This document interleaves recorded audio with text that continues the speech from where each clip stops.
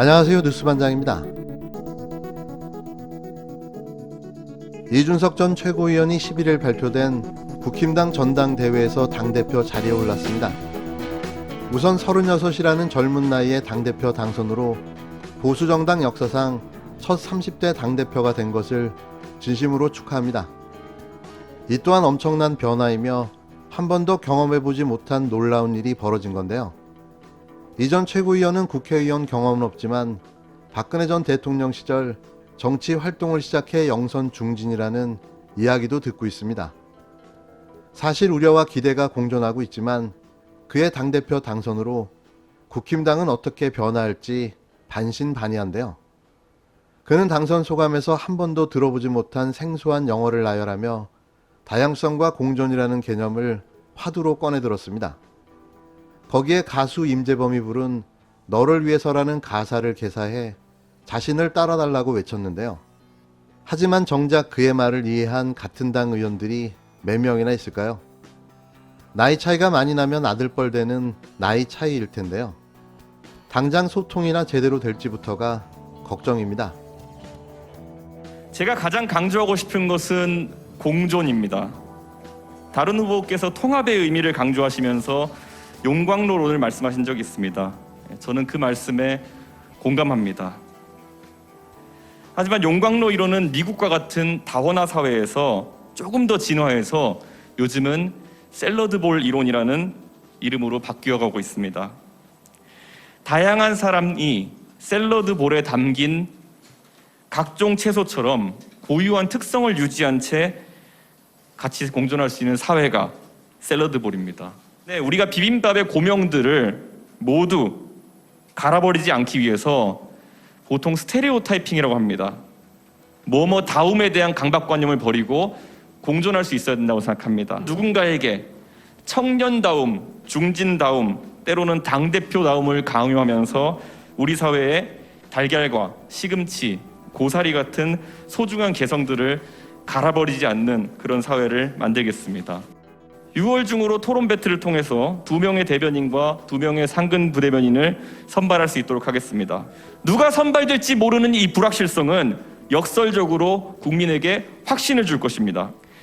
제가 말하는 변화에 대한 이 거친 생각들, 그리고 그걸 바라보는 전통적 당원들의 불안한 눈빛, 그리고 그걸 지켜보는 국민들에게 우리의 변화에 대한 도전은 전쟁과도 같은 치열함으로 비춰질 것이고, 이 변화를 통해서 우리는 바뀌어서 승리할 겁니다. 세상을 바꾸는 과정에 동참해서 관성과 고정관념을 깨주십시오. 그러면 세상은 바뀔 것입니다. 이전 최고위원이 당대표로 선출되며 보수정당의 변화와 혁신도 기대되는데요. 그동안 보수는 꼰대라는 이미지가 강했죠. 하지만 이번 전당대회를 통해 세대교체 신호탄을 쏘아 올리긴 했는데요.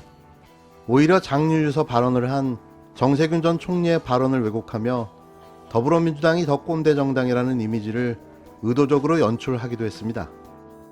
이번 전당대회 동안 이전 최고위원은 가급적이면 지하철이나 KTX 같은 대중교통을 이용했는데요. 그리고 관행적으로 당원들에게 보내왔던 문자 메시지도 보내지 않았다고 말했습니다. 관행을 깨고 싶었다는 겁니다. 이런 변화는 전당대회 기간 내내 국민들의 관심을 불러일으키는데 일부 성공했는데요. 그 관심은 당원 투표율이 45.3%로 역대 최고치를 기록하며 증명됐습니다. 당선된 이준석 대표는 과연 당을 어떻게 끌고 갈까요? 서로 소통은 가능할까요? 이준석 후보의 당대표 당선으로 혹시 탈당하는 의원들은 없을까요? 그의 행보보다 30대 당대표에게 적응해야 할 국힘당이 더 재미있게 느껴집니다.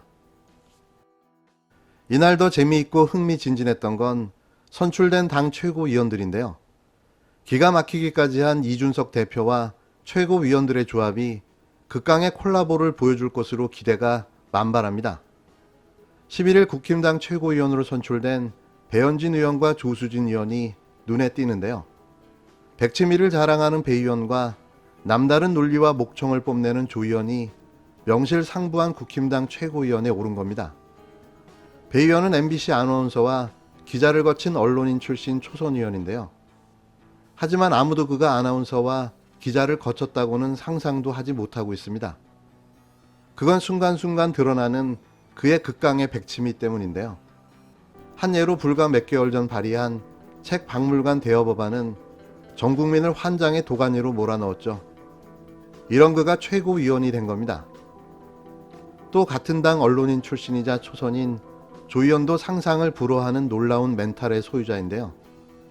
그는 동아일보 기자 시절 계열종편 채널A에 출연해 듣도 보도 못한 이름 궁합으로 역대 전무후무한 예측 논평을 내놓는 기염을 토했는데요. 그의 방송은 아직도 전설로 남아 있습니다.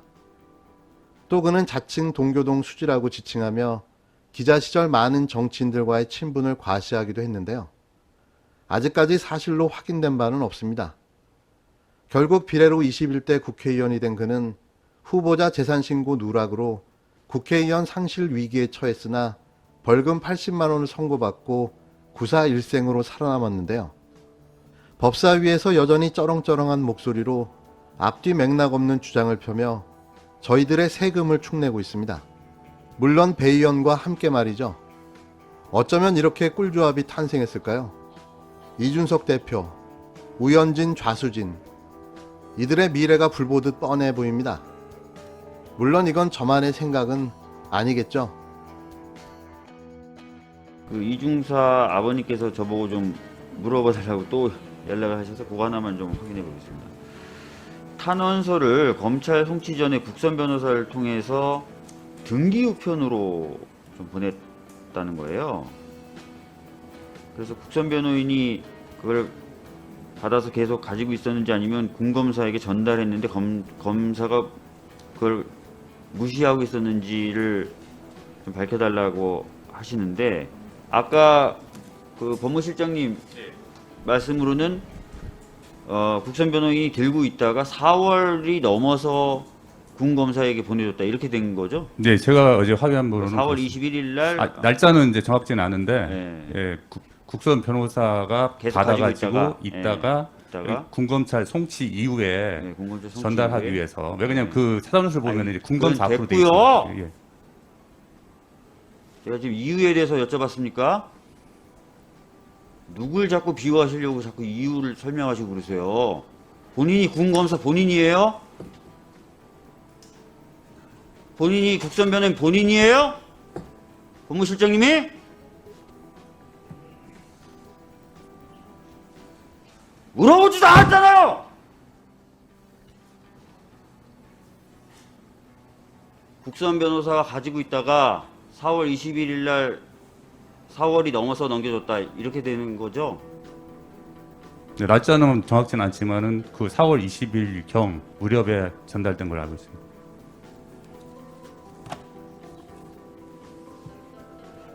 제가 전에 법무실장님이 따로 저희 여당 의원들한테 보고하러 오셨을 때도 한번 태도에 대해서 말씀드린 적이 있습니다. 태어나서 처음 듣는 박주민 더불어민주당 의원의 분노. 왜 그는 이토록 화가 난 걸까요? 10일 열린 국회 법사위원회 전체회의에서 공군 이중사 사건과 관련한 긴급 현안 질의가 있었습니다. 이 과정에서 이중사의 국선 변호사를 두둔하고 비호하려는 법무실장의 해명에 박 의원이 참지 못하고 분노를 표출했는데요. 이중사 사건은 군내에서 조직적으로 사건을 은폐하고 국선 변호사마저 이중사 가족을 조롱하며 비웃었던 과정이 드러나며 전 국민을 경악하게 만들었습니다. 이런 상황에서도 법무실장이 국선 변호사를 옹호하려 애를 쓰자 더 참지 못하고 분노가 폭발해버린 건데요. 입이 10개라도 할 말이 없어야 될 군 관계자의 이런 작태가 어이가 없었던 겁니다.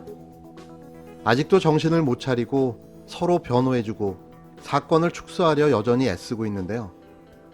이들은 한치의 뉘우침도 반성도 없는 것 같습니다. 박주민 의원의 분노에서 그의 슬픔과 울분의 감정이 느껴졌는데요. 그래서 한 번도 보지 못한 그의 큰 분노가 더 아프게 느껴집니다.